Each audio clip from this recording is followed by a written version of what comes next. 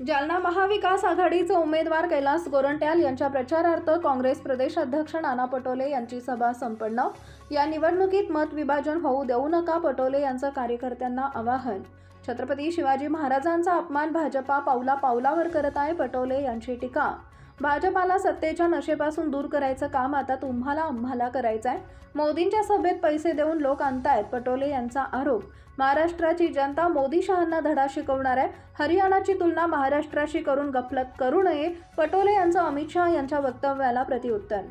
जालन्यात महाविकास आघाडीचे उमेदवार कैलास गोरंट्याल यांच्या प्रचारार्थ काँग्रेस प्रदेश अध्यक्ष नाना पटोले यांची सभा संपन्न झाली आहे। यावेळी महाविकास आघाडीचे उमेदवार कैलास गोरंट्याल यांनी निवडणुकीत मत विभाजन होऊ देऊ नका असं आवाहन नाना पटोले यांनी उपस्थित खरं तर आपण सगळेजण कैलास गोरंट्याल साहेबांकडून फार अपेक्षा करतात।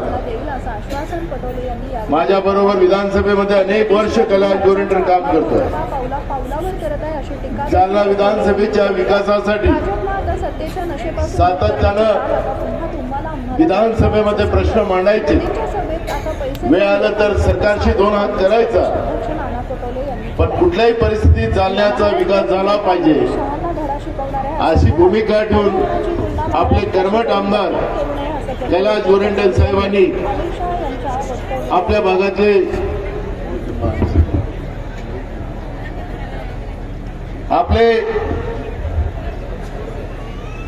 आणि या भागातले प्रश्न सातत्यानं मांडत राहिले आणि अशा पुन्हा आपल्या लाडक्या उमेदवाराला काँग्रेस पक्षाने उमेदवारी देऊन आपल्या सेवेसाठी आणि या भागाच्या विकासासाठी एक संधी आपल्या लोकांना देण्याचा निर्णय केला आणि पुन्हा आपण कैलास गोरंट्याल साहेबाला येत्या 20 तारखेला पंजा या चिन्हावर मतदान करून त्यांना बहुमतानं निवडून द्यावं ही विनंती करायला मी या ठिकाणी आलेलो आहे। मला विश्वास आहे की मागच्या वेळेस आपण 22,000 मतांनी कैलास गोरंट्याल साहेबांना निवडून पाठवलेलं होतं।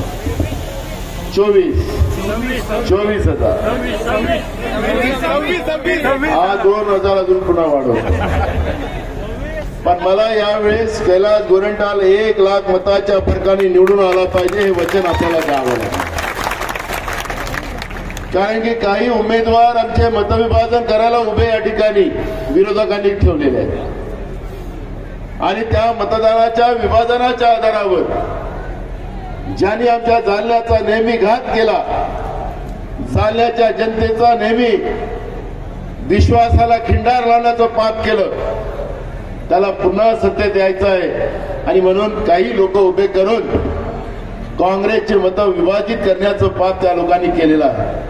आणि म्हणून मी आपल्या सगळ्यांना सांगतोय की या निवडणुकीत मतदान विभाजित होऊ देऊ नका आणि महाराष्ट्राच्या भ्रष्ट सरकारला, जे शिवद्रोही आहेत, जे महाराष्ट्रद्रोही आहेत, अशा सरकारला उत्तर द्यायचं असेल तर साध्या मतांनी गोरंट्याल निवडून नाही पाहिजे। 1 लाखाच्या मतानं अगर तुम्ही कैलास गोरंट्यालला निवडून दिलं तर तुम्हाला सांगतो की तुमचं जे स्वप्न आहे ते पूर्ण करण्याचा विश्वास हा नाना पटोले तुम्हाला या ठिकाणी देतो। आपल्या लक्षात इथं पिण्याच्या पाण्याची चर्चा झाली। विलासराव देशमुख साहेब राज्याचे मुख्यमंत्री होते, ते माझे राजकीय गुरु आहेत आणि ज्यावेळेस ते मुख्यमंत्री असताना मराठवाड्याच्या शेतीच्या पाण्याचा, पिण्याच्या पाण्याचा जो प्रश्न होता त्यासाठी एक पायाभरणी त्या ठिकाणी रोवली गेली आणि मराठवाडा वॉटर ग्रीड असं त्या योजनेला नाव दिलं, पण काही कारणास्तव विलासरावजींना मुख्यमंत्री पदातून जावं लागलं। मधल्या काळामध्ये वॉटर ग्रीड हा विषय मागं पडला, पण फसवणीसनं 2014 मध्ये फसवणीसच म्हणताना इकडे काही त्याचं नाव दुसरं ठेवलंय तुम्ही, यांनी त्या विषयाला घेऊन सांगितलं की आमचं सरकार महाराष्ट्रात आलं तर मराठवाड्याच्या वॉटर ग्रीडला आम्ही पुढे नेऊ, सगळ्या शेतामध्ये पाणी देऊ, गावामध्ये स्वच्छ पिण्याचं पाणी देऊ, अशा पद्धतीच्या भीमगर्जना त्या काळात केल्या।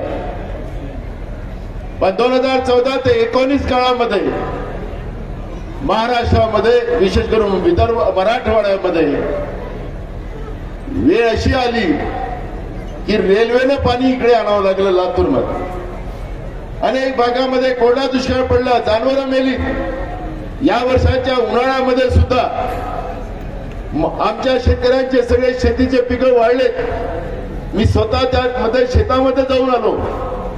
मी शेतामध्ये गेलो, शेतकऱ्यांच्या डोळ्यातलं अश्रू पाहिलं. फळबागा जळत होत्या, शेतामध्ये पाणी नाही, पिकं पूर्णच्या पूर्ण त्या ठिकाणी जळले गेली. सरकारला मदतीची मागणी केली, सरकारने मदत दिली नाही. आपल्या जिल्ह्यामध्ये 1,76,373 हेक्टर जमिनीत पूर्ण कोरडा दुष्काळ पडला आणि मग पावसाळ्यामध्ये अतिवृष्टी झाली आणि सगळेचे सगळे पिकं नाहीशी झाली. सरकारने मदत केली नाही. वॉटर ग्रीडचा हा विषय वेगळाच राहिला. आम्हाला पुरण्याचं पाणी पाहिजे, आम्हाला जायकवाडीचं पाणी पाहिजे. मी तुम्हाला सांगतो की वॉटर ग्रीड पूर्ण झाल्यानंतर आम्हाला कोणाच्या हिस्स्याचं पाणी घ्यायचं नाहीये. आमच्या अधिकाराचं पाणी जे निसर्गाने दिलेलं आहे ते पाणी मराठवाड्याच्या प्रत्येक जिल्ह्यात, प्रत्येक गावात, प्रत्येक शहरामध्ये पोहोचवण्याची हमी तुम्हाला नाना पटोले या ठिकाणी देते आहे.